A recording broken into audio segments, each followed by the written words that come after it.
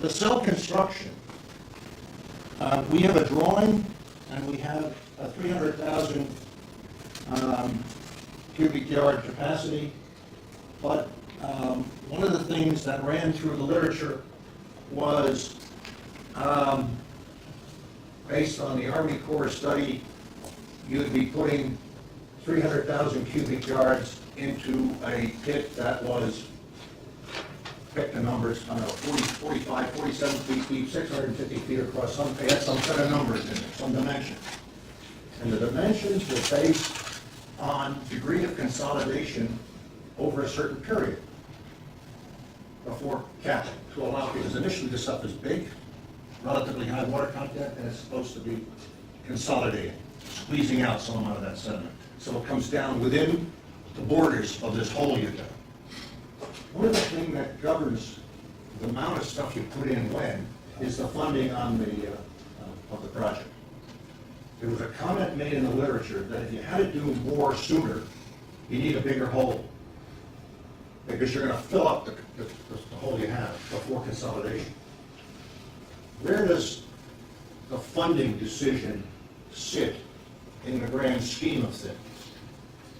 Between now and May, we're going to know what we're going to have in 2013. Where are we? 2013, I think was the number you had up there for when you start filling the hole.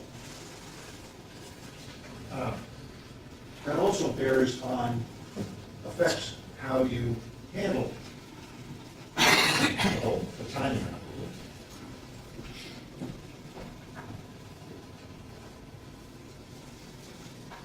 it. Okay. The matter of the cell filler. There's been an entirely inadequate treatment of mechanical dredging and the process of mechanical dredging. We have a major project, you and me, have a major project running on the upper Hudson River. Not right now, because it's supposed to be cold and icy up there. But when it starts to warm up, GE and EPA are going to continue dredging out contaminated sediments in the vicinity of Thompson Island. That's a mechanical dredging operation for the most part. And when you read through the experience of the Thompson Island pool dredging, there's a couple of things that strike you. It's all mechanical. But they had some interesting times with debris. You come down with a mechanical bucket and start to dig a little bit, you got a tree in the way, you got some wire in the way. I know you guys never lose any wire overboard around here. So any wire overboard or anything else that tends to leave the bucket partly open, your loss per bucket load can go up significantly. Loss meaning the amount of sediment that's placed in the water column as you're moving the sediment, the bucket up through the water column. So debris was an issue. Along with debris goes just the normal mechanical resuspension process. The bucket hits the bottom, you stir up a certain amount of sediment, you got a cloud of sediment moving off downstream. And presumably, since we're dredging to get rid of contamination, we have the potential to introduce some amount of contamination in that resuspension. Meaning that I'm digging here, and I have the potential to contaminate more or recontaminate something downstream. So the phasing of dredging, what it means in terms of, it's okay if I contaminate that area and then I'm going along and I clean it up. Presumably each time I do this, I get a little bit less contamination being dispersed. It affects the phasing of the project. It also affects the flux of contaminant downstream. We saw some numbers associated with the disposal process, and they were very low. The movement, flux, the flow of contamination that will result when you drop this mass of sediment into the pit cell and you allow it to consolidate, squeezing out water and some amount of contamination. How much contaminant might be lost in that evolution? The Army Corps numbers look very low, meaning that the 1 or 2% of sediment you lose every time you run a mechanical bucket up through the water column may represent a significant source of contaminant loss. Significant relative to the low numbers you see from the dumping of the stuff in the cell. Meaning that for a period of time, should be short. Remember, all the time we're looking off down the road a little bit. At least Now they're talking 46 years, that's a fair ways down the road. We're trying to reduce the flow of sediment out of the harbor into Buzzards Bay. We're trying to reduce the exposure of the local benefit community, biological community, biologic and benefit, to the contaminant. So there should be some, or should have been some discussion of that. All of that is well within our abilities. There was some attempt to model some pieces of that from the sampling that was done around the dredging, the disposal, sorry, operation of the Harbor Development Commission. But I think there ought to be a lot more discussion about it. Then we get to the whole issue of air quality. The mechanical dredging in the upper Hudson River did result in some finite number of violations of air quality. They're laid out, and they're finite in a number of days. So there are situations where there is a potential for exceedance of air quality criteria. Now, whether that's enough of an issue, or whether you don't really care for exceedance of air quality criteria, because you're looking at continuing exposure to subcritical, my word, levels of contaminant, airborne contaminant, it's something that we need to discuss. And we need the health department involved in this, and we need some data from the area. It has not been very well treated other than the Jacobs model. When you look at the Jacobs model and the criteria they're using, they look to be lower. I'm not an air quality type, so I can't really comment. I didn't have time to really dig into the air quality issues. I can't comment on the criteria that are being used. But the numbers that Jacobs had were different than the numbers that are used in the upper Hudson. I don't know why. But air quality is certainly an issue. And we've heard it before. We heard it the first day we started talking about cleaning up the Bedford Harbor. So it's nothing that's new to the discussion.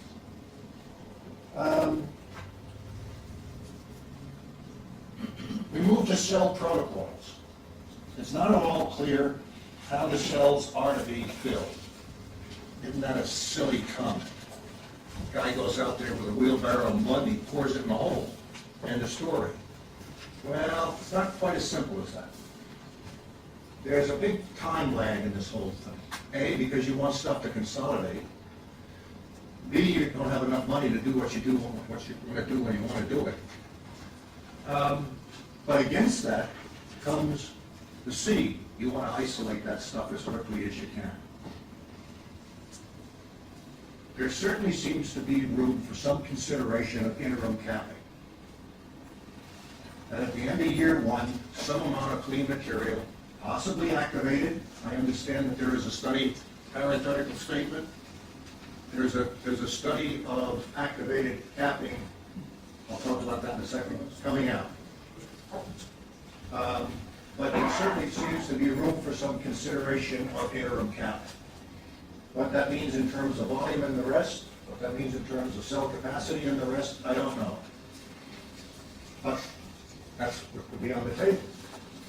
The idea that you put this stuff out there, just dump it in the hole, and then wait until it's consolidated enough, does not seem to be the best protocol in the interest of, if you're really interested in isolation of contamination. So the cell protocol, important. That cap, a 3-foot cap of sand is what's proposed. Then the next statement is a 3-foot cap of sand with an exceedingly low carbon content, well under 1%. And the next statement is all of the contamination that will be coming from this underlying material will be trapped in the lower foot of the cap. I don't know how that was arrived at.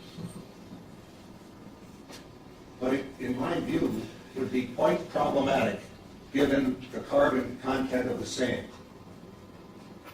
Normal assimilative capacity for PCBs in particular is carbon content. The higher the carbon content of sediment, more PCB that's assimilated. That's natural. Then we come to the unnatural, that's human-made, man-made. The salt we might be able to put into the cap. There have been a number of projects that have used activated caps experimentally. One was in the Anacostia River in Washington. There is, I understand, as I said earlier, a study coming out, EPA and Army Corps, I think. Was the Corps involved in that? Which one, sorry? The activated cap. Army, Yes. Army Corps? Yes, correct. Environmental research. Right. The old Waterways Experiment Station for the Greyheads. Okay. There certainly seems to be some room for consideration of activated cap. And all of that, I think, has to be considered because it does take some time. It's not something that gets developed in June of the year that you're going to close in July. So early on, and there's probably some costs involved as well. So the cap characteristics. I'm going to stop there because I think out of this list, we could establish a number of issues that need to be addressed sooner and a number of issues that can be addressed later. Our priorities as we go off down the road, this technical working group road. To recap though, pun intended, there is some precedent for the use of cells. They have the potential to do the job. How well they do the job depends on design and execution. Both of those aspects really benefit from monitoring. The one issue that's really absent in all of these papers, other than saying, you're going to take care of it. I know George, he's a good head and he's going to take care of it. Ain't enough. You got to lay out carefully a monitoring program that's going to be followed during all pieces of the project. Now, I realize, having been involved in a number of these over the years, that there are costs associated with this. But some one way or the other, we got to figure out a way to cover those costs. Because the best engineer can often use and benefit from some oversight. Everybody, you can learn, I can learn from you and you can learn from me. The project gets better because of it. And there is virtually no information in any of this about just how manpower and measurements to be made. We're going to monitor this project. So that's the last and maybe the first item that you really want to get at. Who's going to keep an eye on what's going on? Has the potential to do the job. Has the potential to benefit all of us. And save us some money. I was going to say save a few bucks. Save some money. Okay? Save a lot of time. I had you 900,000 cubic yards, of which you dredged 176,000. But I heard it got to 225,000. Okay? The potential to get another 300,000 out of that 900,000 yards. Someone might ask, incidentally, what the yardage, cubic yardage means in terms of mass of contamination. Another issue to be discussed. Because clearly there's a lot of PCBs on Upper Harbor above Consul Street. So, yes, you're getting the cubic yardage done, but you also have to remember that you want to get the mass of contamination out of here as well. But you're halfway down the road or so, in maybe 3 to 4 years, that's something we can all hope to see. 46 years might be another story. So, we're here today to build a partnership to look at these issues. Okay? And I hope that EPA and whoever else, the state, the town, city, are involved in the regulation and the management of this whole thing, take our efforts serious. And if they don't, if we have an indication that that's the case, we don't need to pursue the activity. And in not pursuing that activity, I would submit everyone's going to suffer. Certainly our kids and grandkids.